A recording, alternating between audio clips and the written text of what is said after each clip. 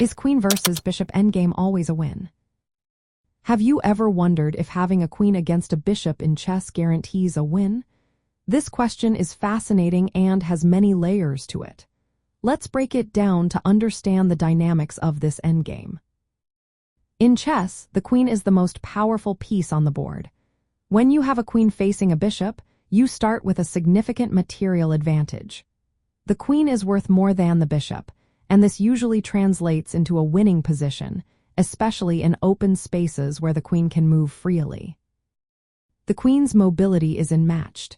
It can move in any direction, whether horizontally, vertically, or diagonally, covering vast areas of the board. This ability allows the queen to control many squares at once, putting pressure on the bishop from multiple angles. In endgames, the queen can often force the bishop into tough spots. The queen can checkmate the opponent's king or corner the bishop, making it easy to capture. However, it is essential to keep in mind that while the queen is powerful, there are risks involved. One of the risks is the possibility of stalemate. If the opponent's king is in a position where it cannot move without being in check, and there are no other pieces to move, a stalemate can occur. However, this situation is rare in queen versus bishop endgames.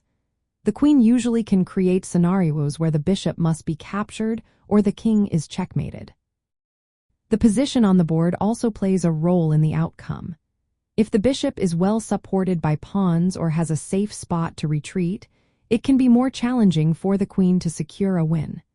Nevertheless, in most cases, the queen's power and flexibility allow it to overcome these obstacles.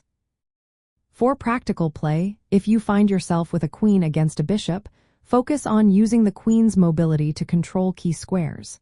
Create threats against both the bishop and the opponent's king simultaneously.